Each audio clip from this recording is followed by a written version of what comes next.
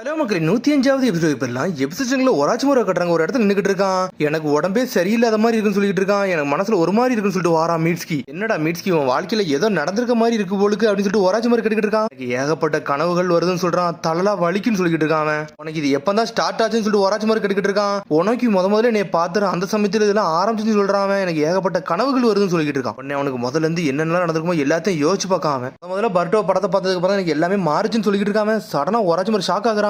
உடனே அவனை வச்சு அனாலிசிஸ் பண்ண ஆரம்பிச்சிட்டான்.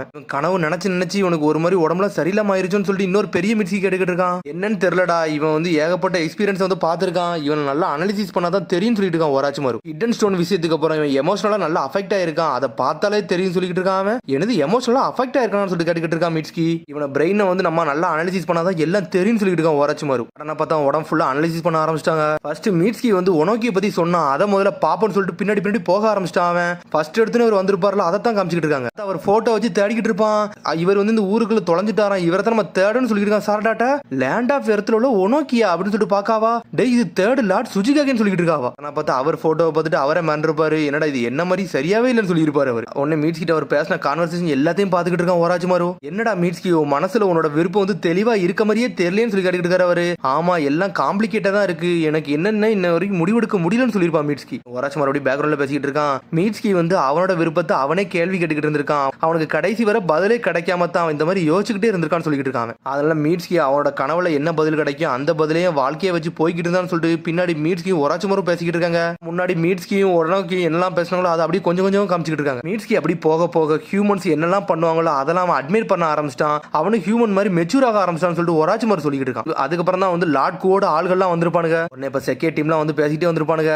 உடனே வந்து காக்கோ சொல்லியிருப்பான், டே செக்கி உன்னோட கார்டை மட்டும் டவுன் பண்ணிடாடா, வருதும் கொஞ்சம் மோசமானு சொல்லிட்டு இருக்காங்க. அந்த ஃபேப்ரிகேஷன் ஆளுன்னு சொல்லிட்டு பெரிய மிட்ஸ்கி கேட்டுக்கிட்டு இருக்கான். ஆமாடா, இவனுக்கு தாண்டா அந்த சிந்தட்டிக் ஹியூமன் சொல்லிட்டு இருக்கான். இவனுங்களும் ஃபேப்ரிகேஷன் தெரிஞ்சது பிறகு தாண்டா மீட்ஸ்கிக்குள்ள இறங்கி இருப்பான். அவங்க என்ன மாதிரிலாம் யோசிக்காங்கன்னு சொல்லிட்டு பார்க்க வந்திருப்பான்னு சொல்லிட்டு இருக்கான் ஒராச்சுமாரு. அதனாலதான் மீட்ஸ்கி அவனா உள்ள ஓடி வந்திருக்கான்னு சொல்லிட்டு இருக்கான். மீட்ஸ்கி கேட்டு பாருன்னு உடனே பெரிய மிட்ஸ்கி கேட்டுக்கிட்டு இருக்கான். அப்பனா அவனோட விருப்பத்தை வந்து தெளிவா பார்க்காதக்காண்டி தான் எனிமி கூட அவன் போயிருக்கான்னு சொல்லிட்டு மீட்ஸ்கி கேட்டுக்கிட்டு இருக்கான். அப்படி இருக்கு வாய்ப்பு இருக்குன்னு சொல்லிட்டு இருக்கான். அவனுக்கு அவனே தெரியல ஹிடன் லீவ் வில்லேஜுக்கு அவன் பிரச்சனையா இருக்கானா கரெக்டா இருக்கானான்னு சொல்லிட்டு. அதனால தான் அந்த ஃபேப்ரிகேஷன் கூட போய் பேச ஆரம்பிச்சான்னு சொல்லிட்டு இருக்காங்க. இவனும் ஃபேப்ரிகேஷன் அவங்களும் ஃபேப்ரிகேஷன் அவங்க என்ன மாதிரி யோசிக்காங்கன்னு சொல்லிட்டு அவன் பார்க்க போயிருந்தான்னு சொல்லிட்டு அவங்க கூட அவங்க போவாங்கன்னு சொல்லிட்டு நான் ஒன்னும் சர்ப்ரைஸ்லாம் ஆகல, இதெல்லாம் எனக்கு தெரிஞ்ச மாதிரி தான் சொல்லிட்டு இருக்காங்க. உடனே அடுத்த கட்டுறாங்க. பர்ட்டும் செக்கையும் வேற லெவல் சண்டை போட்டுக்கிட்டு இருக்கானுங்க. அப்ப மீட்ஸ்கி வேற லெவல் நின்றுட்டு இருப்பான். உடனே பர்ட்டும் மிரளு தான், மீட்ஸ்கி நீ வந்துட்டியான்னு சொல்லிட்டு பெரிய மிட்ஸ்கி கிட்ட இருக்கான். அப்போ வந்து எனிமிக்கு வந்து அவன் சப்போர்ட் பண்ண வந்தானான்னு சொல்லி கேட்டுட்டு இருக்காங்க.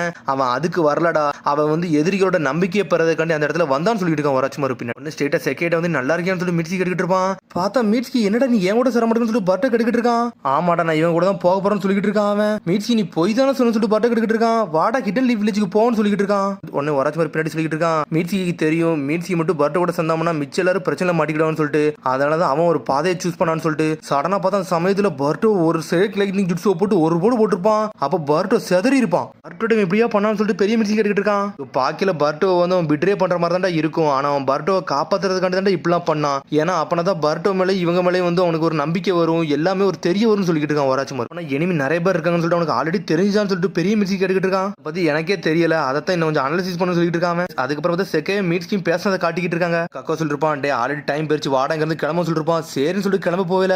அவன் அப்படி சாய்வான். அவன் ஃபேப்ரிகேஷன் அப்படி டிஃபெக்ட் ஆகி உடைய ஆரம்பிச்சிருக்கும். பின்னாடி ஒராச்சுமாரு மீட்ஸ்கி பேசிக்கிட்டு இருக்காங்க. இதுக்காண்டி தாண்டா அவனுக்கு வந்து மீட்ஸ்கியை கூட்டு போகணும்னு நினைச்சாங்க. ஏன்னா அவனுக்கு ஃபேப்ரிகேஷன் வந்து டிஃபெக்டாவே இருக்கு, அவனை கூட்டு போய் நல்லா அனாலிசிஸ் பண்ணணும்னு சொல்லிட்டு அவனை கூட்டு போயிருப்பாங்கன்னு சொல்லிட்டு இருக்காங்க. அவனுக்கு மீட்ஸ்கி எப்பவும் வந்து செக்கே மேல வந்து ஒரு கண்ணு வச்சிருந்தான். ஏன்னா அவனுக்கு ஒரு கொஞ்சம் ஃப்ரெண்ட் மாதிரி இருந்தான்னு சொல்லிட்டு இப்ப மீட்ஸ்கியே சொல்லியிருப்பான் செக்கேட்ட. ஏன்னா பர்ட்டோ வந்து எனக்கு ஒரு சூரியன் மாதிரி இருந்தான்னு சொல்லியிருப்பான். அவன் எதிரியை ஏமாத்துறதுக்காண்டி அவன்கிட்ட என்னென்ன பொய்லாம் சொல்லணுமோ எல்லாம் தெரிஞ்ச மாதிரி சொல்லியிருப்பான்னு சொல்லிட்டு பேசிட்டு இருக்காங்க. அவங்க நினைச்சிருந்தோம்னா அப்பமே செக்கையை போட்டு சொல்லி இருந்திருக்கலாம். ஆனா அப்ப போட்டு சொல்லி இருக்க மாட்டான். இன்னும் எதிரிகளை பத்தி நிறைய தெரியும்னு சொல்லிட்டு அவங்களுக்குள்ள ஊடுருவதுக்காண்டி எல்லாம் பேருப்பான்னு சொல்லிட்டு இருக்கான். பின்னாடி ஒராச்சுமாரு மீட்ஸ்கிக்கு அப்பமே தெரிஞ்சிருக்கும் நம்ம வந்து ஊரை விட்டு வெளியே வந்துட்டோம், ஆனா மக்களுக்காண்டி தான் வந்து அவனுக்கு தெரிஞ்சிருக்கும். இதுக்கு பிறகு பர்ட்டோ அவனால பார்க்க முடியும், தெரிஞ்சுதான் அந்த இடத்த பேருப்பான்னு சொல்லிட்டு இருக்கான் ஒராச்சுமாரு. பர்ட்டோ சுத்தி எப்பவுமே ஃப்ரெண்ட்ஸ் இருந்துகிட்டே இருப்பாங்க. அவன் ஒரு சூரியன் மாதிரி சொல்லிட்டு இருக்கான். பர்ட்டோ எல்லாம் பத்தி அப்படி கொஞ்சம் கொஞ்சமா யோசிச்சு பார்த்திருப்பான் மீட்ஸ்கி. உடனே பெரிய மிட்ஸ்கி சொல்லிட்டு இருக்கான், நம்ம சொன்னனாலதான் அவன் பர்ட்டோ போய் பார்த்திருப்பான். இது எது பிரச்சனையான்னு சொல்லி கேட்டுக்கிட்டு இருக்கான். இது எது பிரச்சனையான்னு சொல்லி பெரிய மிட்ஸ்கி கேட்டுக்கிட்டு இருக்கான். அப்புறம் மீட்ஸ்கி அதை பத்தி எதுவுமே கேட்கல, அதான் பிரச்சனைன்னு சொல்லிட்டு இருக்கான் பெரிய மிட்ஸ்கி. மாட்டா அதான்டா பெரிய ப்ராப்ளமே சொல்லிட்டு இருக்கான். மீட்ஸ்கிக்கு அவனை பத்தி எந்த தெளிவுமே கடைசி வரை எதுவுமே கிடைக்கவே இல்லை. அவனுக்கு மனசுல எது நினைச்சானோ அதை நோக்கி அவன் போய்கிட்டே இருந்தான் சொல்லிட்டு இருக்கான் ஒராச்சுமாரு. ஆனா கடைசி நேரத்துல மீட்ஸ்கி தனிமை அடைஞ்சதான் அவனுக்கு கிடைச்சிச்சுன்னு சொல்லிட்டு இருக்காங்க. இன்னும் வெளியே வச்சு கொஞ்சம் கொஞ்சமா அனலைசிஸ் பண்ணிக்கிட்டே இருக்காங்க. நினைச்சதோட மீட்ஸ்கியோட மைண்ட் வந்து கொஞ்சம் கொஞ்சமா மெச்சூர் ஆயிருக்கு அப்படின்னு சொல்லிட்டு இருக்காங்க. இவனை பார்க்க ரொம்ப பிரச்சனை இருக்க மாதிரி இருக்கு, இவனை சரி பண்ண முடியுமான்னு சொல்லி கேட்டுக்கிட்டு இருக்கான். அதுக்கு ஒரே ஒரு வழியா இருக்குன்னு சொல்லிட்டு இருக்கான் ஒராச்சிமாரு. அவனோட மெமரியை ஃபுல்லா அழிச்சா மட்டும் தான் அவனை சரி பண்ண முடியும் சொல்றான். அதை கேட்டுட்டு அப்படி பெரிய மீட்ஸ்கி மிரண்டுட்டான். என்னது அவனோட மெமரியை அழிக்கணுமான்னு சொல்லிட்டு. அவனோட பிரெயின் வந்து அவன அளவுக்கு மீறி வந்து செல்ஸ் எல்லாம் வளர்ந்து போய்கிட்டு இருக்கு. அவனோட மூளையில உள்ள எல்லா விஷயத்தையும் அழிச்சா மட்டும் தான் அவனை சரி பண்ண முடியும் சொல்லிட்டு இருக்கான். நம்மளுக்கு வேற சாய்ஸ் இல்லன்னு சொல்றான். இவ்வளவு பெருசா வளர்ந்த பிறகு நம்மளால ஒண்ணுமே செய்ய முடியும்னு சொல்லிட்டு இருக்கான் மீட்ஸ்கி. எனக்கு இதை ஏத்துக்கிட முடியல, அவனை விடணும்னு சொல்லிட்டு இருக்கான் ஒராச்சிமாரு. சொல்றா இன்னும் கொஞ்சம் விஷயத்தை எல்லாத்தையும் நம்ம பார்ப்போம், அதுக்கப்புறம் நம்ம இதை பத்தி முடிவெடுப்போம்னு சொல்லிட்டு இருக்காங்க. பார்த்தா மீட்ஸ்கி உள்ள ஃபுல்லா போனது அப்படியே கொஞ்சம் கொஞ்சமா காட்டுறாங்க. பார்த்தா லார்ட் கூட்ட போய் ஹார்ட்டை கொடுத்துருப்பான். லார்ட்கு ஹார்ட்டை வாங்கிட்டு அப்படியே என்ஜாய் பண்ணிருப்பான். என் வாழ்க்கை ஃபுல்ஃபில் அடையப்போ சொல்லிட்டு என்ஜாய் பண்ணிக்கிட்டு இருப்பான். சடனா பார்த்தா லைட்னிங் ஜுட்ஸோ போட்டு லார்ட்குவே போட்டு தள்ளிருப்பான். பார்த்தா அது வந்து ஹார்ட்டாவே இருந்திருக்காது, அதோட பாம்பு தான் க்ளோனா வச்சிருந்திருப்பான். அவன் ஏன்டா அப்படிலாம் பண்ணன்னு சொல்லி லார்ட்கு கேட்டுக்கிட்டு இருப்பான். இதாண்டா என்னோட விருப்பம்னு சொல்லிட்டு இருக்கான் மீட்ஸ்கி. வந்து ஆல்ரெடி தெரிஞ்சிருச்சு ஹிடன் லீஃப் வில்லேஜ்க்கு வந்து லார்ட்கு வந்து பெரிய பிரச்சனையா இருப்பான்னு சொல்லிட்டு, அதனால தான் அவன் போட்டதுல பாத்துருக்கான்னு சொல்லிட்டு போட்டதுல நினைச்சிருக்கான். அதுக்கப்புறம் தான் பெரிய பிரச்சனையா இருக்குன்னு சொல்லிட்டு இருக்கான் ஒராச்சிமாரு. செக்கிய மிரண்டுட்டான். டே நீ முதல்ல போய் தான் சொல்லிட்டு இருந்தியோ, உன்னை நம்பனடா, உன்னை ஒரு ஃப்ரெண்டு மாதிரி நினைச்சேன்னு சொல்லிட்டு இருக்கான். அவன் ஒண்ணு மண்ணுமா இருந்து எங்களை ஏமாத்திட்டே இருந்து சொல்லி டென்ஷன் ஆயிட்டான். அவன் டே நீ தப்பா நினைச்சுக்கிட்ட, நான் உனக்கு ஹெல்ப் பண்ணணும் தான் நினைச்சேன்னு சொல்லிட்டு இருக்கான் மீட்ஸ்கி. காப்பாத்த தான் வந்தான் சொல்லிட்டு இருக்கான். பார்த்தா டென்ஷன் ஆயிட்டான். அதுக்கப்புறம் பார்த்தா கொஞ்சம் தாண்டுது.